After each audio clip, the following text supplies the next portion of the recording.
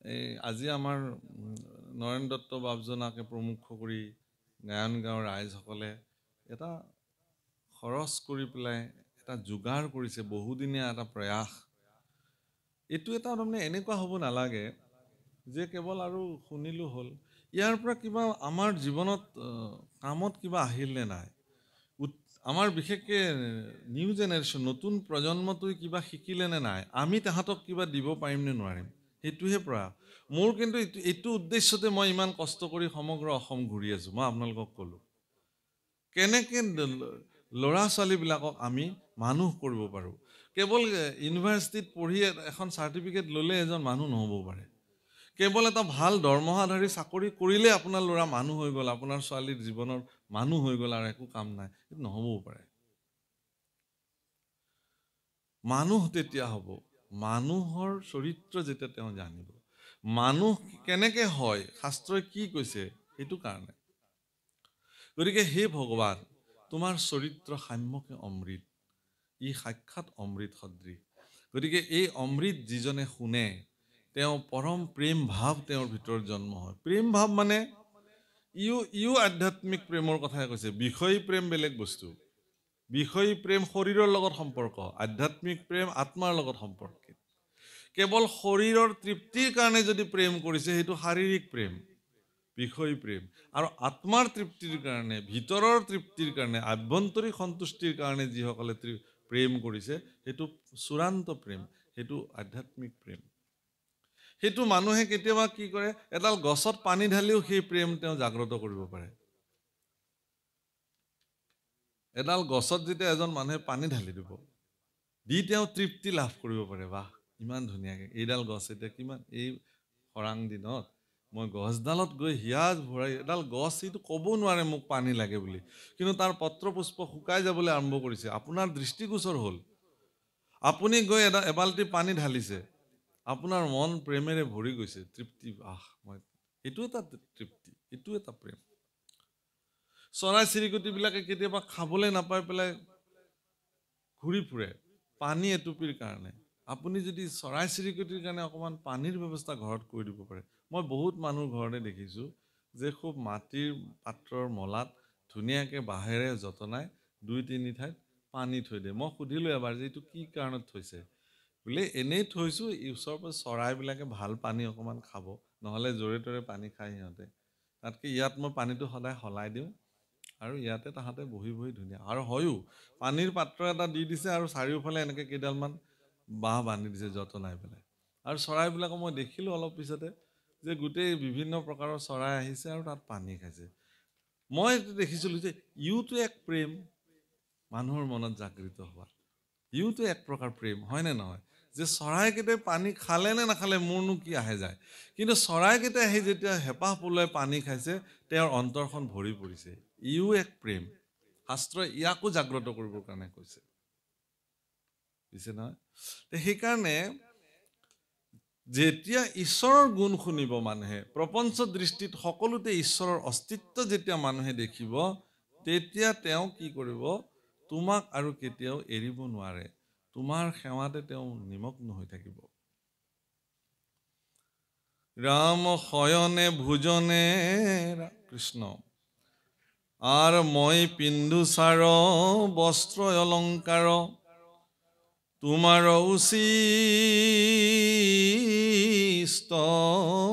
খায়া, দহায় আছু চিত্ত কিনো বিপৰীত, তৰিবু দুষ্ট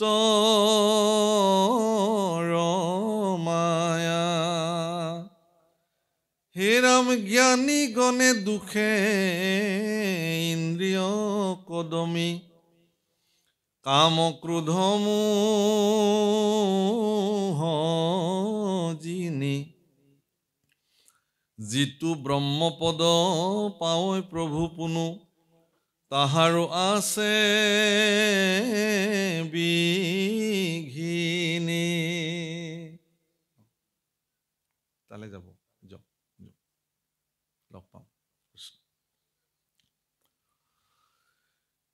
জ্ঞানীগণে অৰ্থাৎ যিবিলাক আপোনাৰ ঋষি সন্যাসী আছে, তেখেতলোকে অত্যন্ত কষ্ট কৰি পেলাই তেওঁলোকে পত্ৰ পুষ্প ফল ভক্ষণ কৰি তেওঁলোকে সাধনা কৰে কিন্তু মায়াৰ এনেকুৱা প্ৰচণ্ড প্ৰভাৱ যে তেওঁলোকো এৰি নিদিয়ে তেনেকুৱা পৰম তপস্বীবিলাকে তেওঁলোকৰ সাধনাৰ পৰা বিচলিত হোৱাৰ উদাহৰণ শাস্ত্ৰত অনেক আছে যিজন ঋষিয়ে ঘৰ দুৱাৰ কাপোৰ কানি টকা পইচা মান মৰ্যাদা সকলো পৰিত্যাগ কৰি অৰণ্যলৈ গৈ কেৱল ঈশ্বৰ সাধনাত বিলীন হৈ আছে তেওঁলোককো মায়াই এনেকুৱা প্ৰচণ্ড প্ৰভাৱে তেওঁলোকক তাৰ পৰা বিচলিত কৰি দিয়ে আৰু আপুনি মই কোন কোটা আমিতো একদম বিষয়তে মজি আছো ঘৰ সংসাৰ ল'ৰা ছোৱালী চাকৰি ব্যৱসায় নহ'লে আমাক নহয় সমাজততো এতিয়া এনেকুৱা এটা বাতাবৰণ নিৰ্মাণ হৈ গৈছে সেই বাতাবৰণটোৰ কাৰণেও আচলতে মানুহ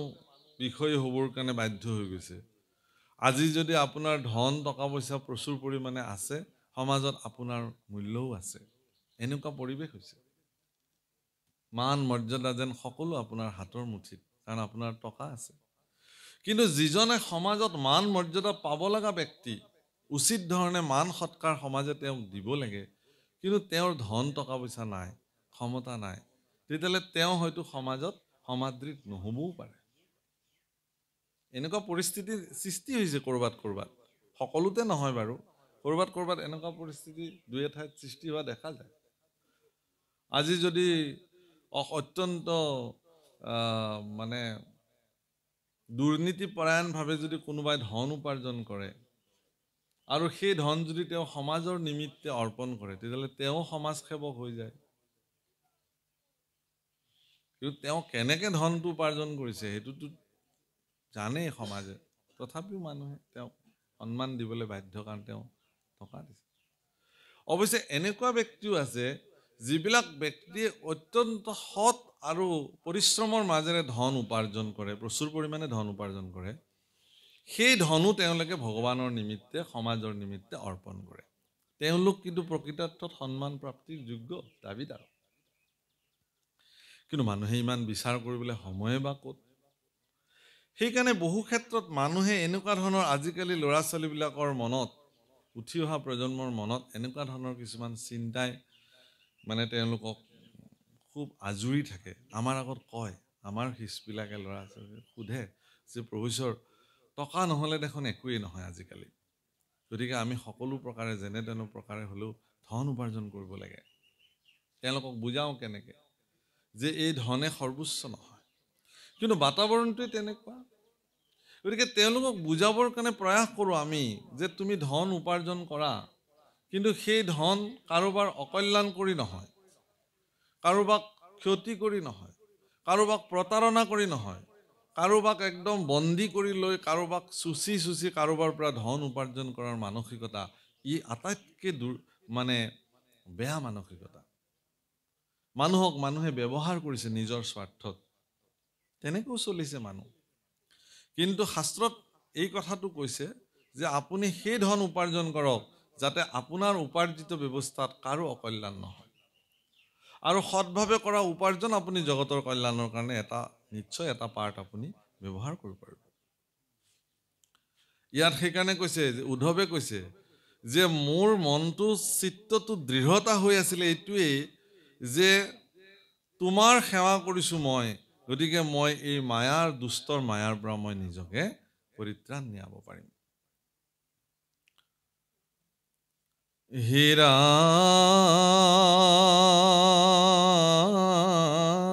ৰাম আমি মহামোহ গৃহবাসী সুখে সংগলয়া ভকতৰ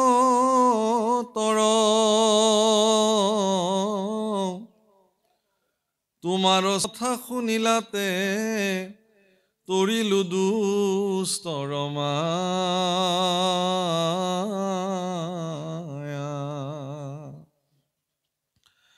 তজু পাদ পদ্ম হৃদয়ে ধৰিয়া গাইব গুণ নাম গীত এতেকে মুকুতি অপ্ৰয়াসে পাইব হেনে আছিল চিত্ত চৰণ ছত্ৰৰ ছায়া সেৱৈ যিটো সিটো এৰাইটো তাপ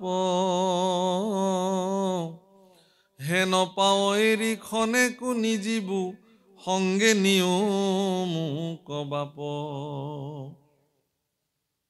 তোমাৰ চৰণ পদ্ম হৃদয় ধৰি তোমাৰ গুণগীত মই গাওঁ এতেকে মুকুতি অপ্ৰয়াসে পাইব হেনেকে আছিল চিত্ত এইটো উদ্ধৱৰ সিদ্ধান্ত ঈশ্বৰৰ ৰূপ হৃদয়ত চিন্তা কৰি ঈশ্বৰৰ গুণ যিবিলাকে মুখেৰে গায় তেওঁলোকেই দুষ্টৰ মায়া তৰি যাব পাৰে এইটো উদ্ধৱে সিদ্ধান্ত দিছে অকল উদ্ধৱৰ সিদ্ধান্ত নহয় এইটো শাস্ত্ৰৰ সন্মত সিদ্ধান্ত এইটো ঈশ্বৰৰো সিদ্ধান্ত ইয়াৰ পিছত ঈশ্বৰে সিদ্ধান্ত দিব তাৰমানে এই বৈষয়িক জগতখনত বিষয় লোক হিচাপে আমিবিলাকে পৃথিৱীত থকাৰ পিছত আমি যদি ঈশ্বৰৰ ৰূপ হৃদয়ত চিন্তা কৰি মুখেৰে তেওঁৰ গুণ গাওঁ তেলে ইয়ে ভক্তিৰ একমাত্ৰ উপজীব্য মানে বেলেগ আৰু কৰিবলগীয়া নাই আপুনি যি নকৰক কিয় আপোনাৰ দৈনন্দিন জীৱনত কৰক কিন্তু এটা মুহূৰ্তত হ'লেও আপুনি ভগৱানৰ কাৰণে হৈ যাওক অলপ সময় ৰাতিপুৱা আপুনি স্নান কৰি উঠি ভগৱানৰ কাৰণে আপুনি অকমান সময় তেওঁৰ কাৰণে দিয়ক তেওঁক চিন্তা কৰক মগজুত তেওঁৰ কাৰণে অলপ সময় দিয়ক ভগৱান আপোনাৰ প্ৰতি সিমানতে সন্তুষ্টি হৈ যাব বাকীখিনি লাগে আপুনি বিষয় কৰ্মতে থাকক হে ৰাম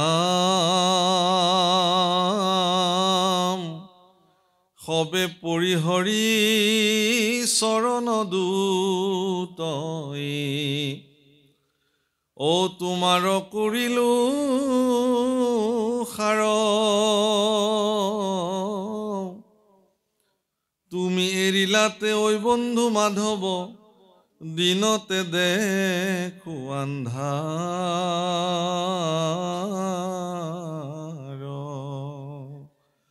সমস্ত বাদ দি তোমাৰ চৰণ যুগলকেই মই সাৰ কৰিলো হে ভগৱান হে মাধৱ যদি তুমি এৰি দিয়া মোৰ কাৰণে দিনতে এন্ধাৰ হৈ যাব তুমিয়েই মোৰ কাৰণে জীৱনৰ সৰ্বোচ্চ উদ্ধৱৰ এনেকুৱা কাতৰ বিননি ভগৱন্ত পুৰুষে শুনি আছে তেওঁ কৰিছে বাপসকল যি 6 গৰাকী ভক্ত আছে ভগৱানৰ বিশেষ ৰূপত সেই 6 গৰাকী ভক্তৰ ভিতৰত উদ্ধৱো এগৰাকী প্ৰথম গৰাকীৰ নাম ল'ব পাৰি হনুমান দ্বিতীয় গৰাকী জাম্বৱন্ত তৃতীয় গৰাকী বিভীষণ চতুৰ্থ গৰাকী উদ্ধৱ পঞ্চম গৰাকী মৈত্ৰেয় আৰু ষষ্ঠ গৰাকী হ'ল বিদুৰ আপোনাৰ বিদুৰ হস্তিনাপুৰৰ দৰে ৰাজ্যৰ তেওঁ প্ৰধানমন্ত্ৰী আছিলে কিন্তু বিদুৰৰ ঘৰত নে বহিবলৈ এখন চকী আছিল ভাল নে শুবলৈ এখন বিছনা আছিল তেওঁ ৰাজকীয় সাধন তেওঁৰ জীৱনত প্ৰাপ্তি আছিল যোগ্য আছিল তেওঁ মানে আজিৰ তাৰিখত এগৰাকী প্ৰধানমন্ত্ৰী যি ধৰণৰ সুবিধা পায় হস্তিনাপুৰ এগৰাকী এখন পৰাক্ৰমী দেশ হস্তিনাপুৰৰ প্ৰধানমন্ত্ৰী হিচাপে তেওঁ সম্পূৰ্ণ ৰাজকীয় কোৱাৰ্টাৰ বা যিটো আমাৰ প্ৰাসাদ ৰাজকীয় সা সুবিধা সকলো তেওঁ প্ৰাপ্তি আছিল কিন্তু তেওঁ সেইবোৰ কেতিয়াও নললে তাক গুৰুত্বই নিদিলে এইবিলাক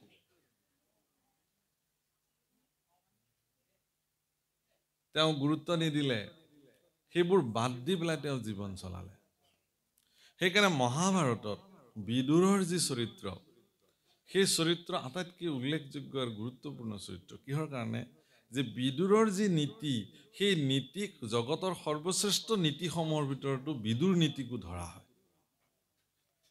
সেইকাৰণে আপুনি আপোনাৰ জীৱনত যদি নীতি জ্ঞান ল'ব লগা আছে তেতিয়াহ'লে বিদুৰৰ নীতি গ্ৰহণ কৰিব লাগিব মানে কেনেকুৱা মই উদাহৰণ এটা দিছোঁ যে যেতিয়া কুৰুক্ষেত্ৰ যুদ্ধ আৰম্ভ হৈ গ'ল মানে প্ৰস্তুতি চলিছে সেই মুহূৰ্তত বিদুৰে তেওঁৰ যি ৰাজকীয় পদবীক পৰিত্যাগ কৰিছে ত্যাগ দিছে যে মই আৰু প্ৰধানমন্ত্ৰী হৈ নাথাকোঁ সেই সময়ত সমাজ ব্যৱস্থাৰ কাৰণে ই এক নিন্দনীয় কাৰ্য কাৰণ এখন দেশৰ প্ৰধানমন্ত্ৰীয়ে দেশৰ শান্তিকালত তেওঁ প্ৰধানমন্ত্ৰী হিচাপে সকলো সুখ ভোগ লৈ থাকিব আৰু যেতিয়া যুদ্ধকালীন পৰিৱেশত তেতিয়া তেওঁ পদৰ পৰা পদত্যাগ কৰি গুচি যাব, এইটো কোন কালৰ ন্যায়? বিদুৰে কৈছিলে যে মই এইখন যুদ্ধত নাই, কাৰণ এইখন যুদ্ধ এখন অন্যায় যুদ্ধ। কৌৰৱে এখন অন্যায়ৰ পক্ষত যুদ্ধ কৰিবৰ কাৰণে সাজু হৈছে, গতিকে মই অন্যায়ৰ পক্ষত থাকিব নোৱাৰো, এতেকে মই প্ৰয়োজনত মোৰ পদবীক মই পৰিত্যাগ কৰিলো। এই বুলি পদবীক পৰিত্যাগ কৰিছে, কৰি তেওঁ তীৰ্থ ভ্ৰমণলৈ গুচি গৈছে। যদি তেওঁ পূৰ্বতে ৰাজকীয় সকলো ধৰণৰ সা সুবিধা গ্ৰহণ কৰি থাকিলেহেঁতেন, তেতিয়াহ'লে কিন্তু তেওঁ পদবী পৰিত্যাগ কৰিব নোৱাৰিলেহেঁতেন, কাৰণ মানুহে তেওঁক এইটো কথা ক'লেহেঁতেন। সেইকাৰণে তেওঁ সকলো পদ আদি পৰিত্যাগ কৰি, ৰাজকীয় সকলো হেৰি পৰিত্যাগ কৰি তেওঁ কি কৰিছে,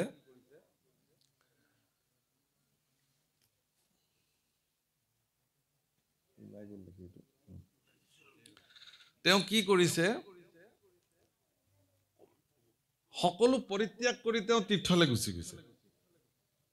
সকলো পৰিত্যাগ কৰি, হ'ব যাতে তেওঁ কোনেও আঙুলি টোৱাব নোৱাৰে যে আপুনি কিয় গুচি গ'ল। বিদুৰ নীতি। যেতিয়া যতুগৃহত পঞ্চপাণ্ডৱক জ্বলাবৰ কাৰণে মানে প্ৰস্তুতি চলায়, শকুনিয়ে দুৰ্যোধনক কৈছিল যে সকলোৱে গম পালেও এই কথাটো যাতে বিদুৰে গম নাপায়, কাৰণ বিদুৰ ইমানেই ন্যায়ৰ পক্ষত আছে যে তেওঁ যদি কেনেবাকৈ এই কথাটো গম পায়, তেতিয়াহ'লে আমাৰ এই আঁচনিটোক তেওঁ কিন্তু পূৰ্ণতা হ'বলৈ নিদিয়ে। কিন্তু বিদুৰৰ এনেকুৱা ৰাজনৈতিক বিচক্ষণ পুৰুষ আছিল বিদুৰ, যে তেওঁৰ চোৰাংচোৱা ইমানেই শক্তিশালী আছিল যে তেওঁ যেনে তেনে কথাটো গম পাই গ'ল যে এটা সম্পূৰ্ণ মানে লাহৰে দ্বাৰা নিৰ্মিত ঘৰ, যতুগৃহ, য'ত পঞ্চপাণ্ডৱক থৈ বাহিৰৰ পৰা দুৱাৰ বন্ধ কৰি দিব, এখনেই দুৱাৰ, সেই ঘৰখনত জ্বলাই দি পঞ্চপাণ্ডৱ সৈতে কুন্তীক তাতে বধ কৰিব। এই কথা জানি বিদুৰে যুধিষ্ঠিৰক এই কথাটো জনাবলৈ গ'ল। বিদুৰে যুধিষ্ঠিৰৰ ঘৰলৈ খোজ লোৱাৰ লগে লগে কেনেকে গম পালে শকুনিয়ে, তৎক্ষণাৎ দুৰ্যোধন, দুঃশাসন, শকুনি আৰু কৰ্ণ গোটেইকেইজনে আহি পেলাই আগতে আহি যুধিষ্ঠিৰৰ ঘৰত বহি থাকিলে, যাতে বিদুৰে কথাটো যুধিষ্ঠিৰক ক'ব নোৱাৰে। বিদুৰে গৈ দেখিছে, আৰে মোতকে আগতে বহি আছে এওঁলোকে, তোমালোকো আহিছা বোলে, ময়ো আহিছো। কাকা তুমি কিয় আহিলা ইয়ালৈ? বিদুৰক সুধিছে, দুৰ্যোধনে সুধিছে, তুমি আজি হঠাৎ আহিলা যে ইয়ালৈ? কৈছে, নাই মই বহুদিন হ'ল মই এওঁলোকৰ খবৰ লোৱা নাই, এবাৰ আজি খবৰ ল'বলৈ আহিলো আৰু, অন্য বেলেগ একো নাই। বহিলে, চাহ পানী খালে, আপ্যায়ন কৰিলে, কৰি লাষ্টততো দেখিলে যে এওঁলোকতো নুঠেই, এতিয়া কথাটোতো ক'বও নোৱাৰে। তেতিয়া বিদুৰে ক'লে যে ঠিক আছে ময়ো যাওঁ, বেছি দেৰি নকৰোঁ, কিন্তু যাবৰ সময়ত মই এটা প্ৰশ্ন সুধি থৈ যাওঁ তোমালোক গোটেইবিলাককে। প্ৰশ্নটোৰ উত্তৰ কাৰ হাতত আছে মোক দিবা। এখন অৰণ্যত যেতিয়া জুই লাগে, সেই অৰণ্যখনৰ প্ৰচণ্ড দাবানলত হাতী, ঘোঁৰা, বাঘ, সিংহ চব জ্বলি ভস্ম হৈ যায়, কোনো বাচি যাব নোৱাৰে। কিন্তু এটা বিশেষ জীৱ আছে, সেই জীৱটো কিন্তু অৰণ্যত জুই জ্বলিলেও তেওঁলোক নমৰে। সেই জীৱটো কোন? তেতিয়া উত্তৰটো আহিল যে এন্দুৰবিলাক। সিহঁতে যেতিয়া জুই লাগে তেতিয়া গাঁত খান্দি তললৈ সোমায়, কাৰণ মাটিটো ঠাণ্ডা হৈ থাকে নহয়, জুয়ে মাটিটোক প্ৰভাৱ নেপেলায়, গতিকে তাহাঁতে বহুত তলত গৈ সিহঁতে অৱস্থান কৰে আৰু তাত বাচি যায়। বা সিহঁতে কি কৰে, খান্দি খান্দি গৈ গৈ গৈ জুই নলগা জাগাৰে ওলাই সিহঁতে এনেকে গুচি যায়। ঠিক আছে, ঠিক আছে, মই এই কথাটো তোমালোকে জানা নে নাজানা এনেই সুধি চালো আৰু। দৰাচলতে বিদুৰে যুধিষ্ঠিৰক ইংগিতটো দি থৈ গ'ল যে তোমালোকো এই দাবানলত পৰিবলৈ গৈ আছা, চাৰিওফালৰ পৰা দুৱাৰ বন্ধ কৰি তোমালোককো জ্বলাই দিয়া হ'ব, তোমালোক যিমান বাহুবলী পৰাক্ৰমী হ'লেও নোৱাৰিবা, ঘৰ ভাঙিব নোৱাৰা, গতিকে এই প্ৰচণ্ড লাহৰ জুইত তোমালোকে মৃত্যুবৰণ কৰিবা, তাতকে উপায়টো এটাই আছে, সেইটো হ'ল কি তলেৰে গাঁত খান্দি সেই ঘৰটোৰ পৰা পলায়ন কৰিব লাগিব। এই বিদুৰ নীতি।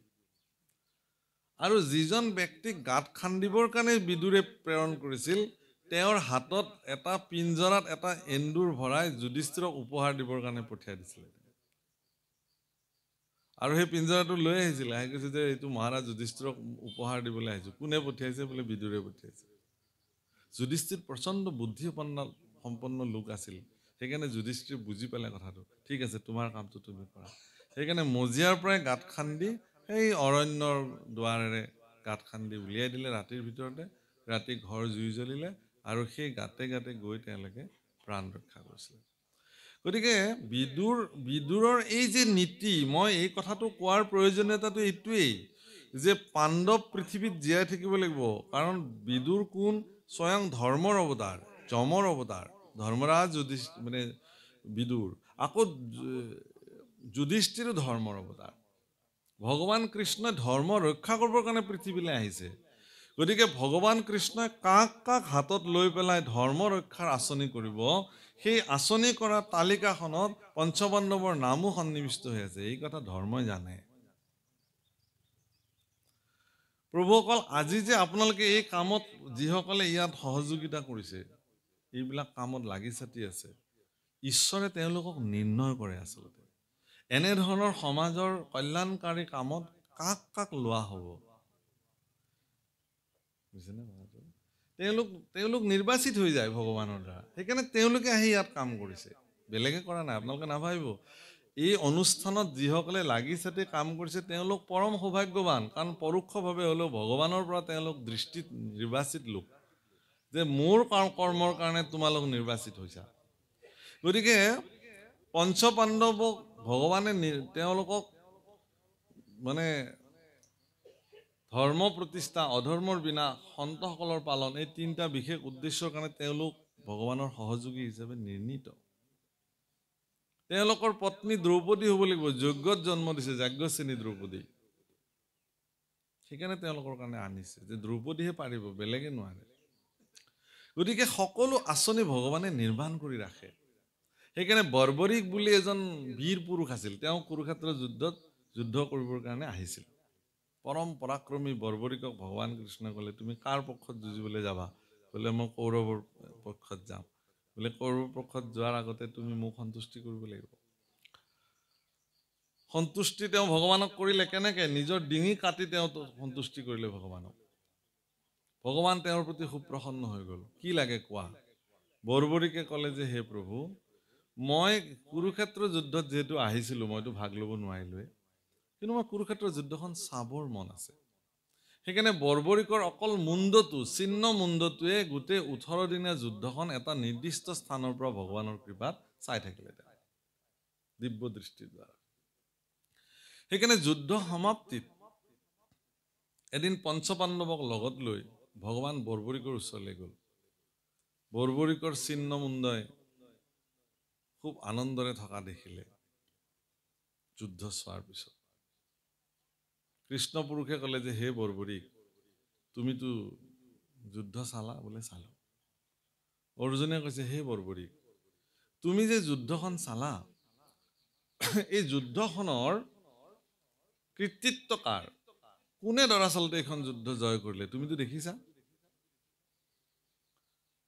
মানে অৰ্জুনৰ মনৰ ভাৱনাটো এইটোৱে আছিল যে তেওঁ গাণ্ডীৱধাৰী অৰ্জুন, কুৰুক্ষেত্ৰ যুদ্ধৰ মুখ্য ভূমিকা তেওঁই গ্ৰহণ কৰিছে। গতিকে বৰ্বৰিকে নিশ্চয় তেওঁকে ক'ব যে তোমাৰ কৃতিত্ব আৰু যশস্য কুৰুক্ষেত্ৰ যুদ্ধৰ মূল কৃতিত্ব। কিন্তু অৰ্জুনৰ এই কথাত বৰ্বৰিকে খুব হাঁহিলে চিহ্ন মুণ্ডটো। কিয় হাঁহিছা তুমি? কৈছে এইখন যুদ্ধই নহয়, এই গোটেই যুদ্ধখনৰ মূল মালিক কৃষ্ণ। ইয়াত কোনেও যুদ্ধ কৰা নাই, চব তেওঁই কৰিছে। একেলগে 18টা দিনত একেলগে 18 অক্ষৌহিণী সেনাৰ ভিতৰত 11 অক্ষৌহিণী কৌৰৱৰ পক্ষত আছে। পৃথিৱীৰ ভাৰ হৰণ কৰিবৰ কাৰণে 18টা দিনত 11 অক্ষৌহিণী সেনা আৰু ইফালেও বহু সেনা, একেলগে বহু অক্ষৌহিণী সেনা তেওঁ কি কৰি পেলাইছে? নিধন কৰিছে ভগৱান কৃষ্ণ। কিন্তু তেওঁৰ আঁচনি এইটো, পৃথিৱীক কেনেকে তেওঁ ভাৰৰ পৰা মুক্ত কৰিব।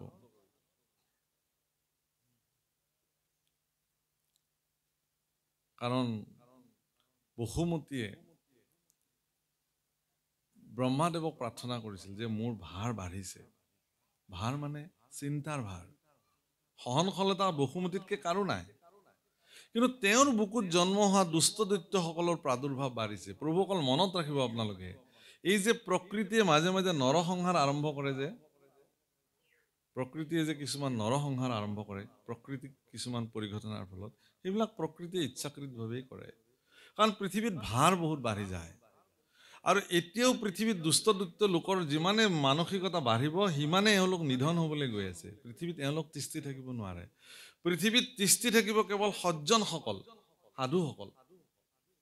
আৰু এই গোটেই পৃথিৱীখন সাধুসকলৰ কাৰণেহে নিৰ্মাণ হৈছে। সাধুসকল থাকিবৰ কাৰণেহে এইখন পৃথিৱী। ইয়াত অসাধু লোকসকলৰ কাৰণে এইখন পৃথিৱী নহয়। সেইকাৰণে যুগে যুগে সাধুসকলৰ লগত অসাধুসকলৰ দ্বন্দ্ব, সংস্কৃতিৰ বিপৰীতে অপসংস্কৃতি বা বিকৃতিৰ যিটো দুষ্কৃতিকাৰীসকলৰ যিখন দ্বন্দ্ব, যুদ্ধ, সেইটোৱেই লাগি আছে। আজিও পৃথিৱীত আপুনি যদি সংস্কাৰিত কথা ক'বলৈ যায়, অসংস্কাৰিতসকলে আপোনাৰ বিৰুদ্ধে দপদপাই থিয় হৈ উঠিব। আজিও আপুনি কৈ চাওকচোন এবাৰ, আপোনাক নিদিব ইমান সহজে। কিন্তু সেই বুলি সন্তসকল কেতিয়াও হাৰ নামানে। সন্তসকলে যুঁজি যাব ভগৱানৰ কৃপাত। পৃথিৱীত সাধুতাক প্ৰৱৰ্তন কৰিবৰ কাৰণে সন্তসকল দায়বদ্ধ। আপোনালোকৰ দৰে সাধুজন, সেইকাৰণে কৈছে সাধুজন বন্দন। সাধুজনে যাক বন্দনা কৰিছে, কৃষ্ণ পুৰুষক, তেওঁ এইকাৰণেই বন্দনা কৰিছে যে হে প্ৰভু, তুমি এই কৰ্মটো জগতত সাধন কৰা। ৰাম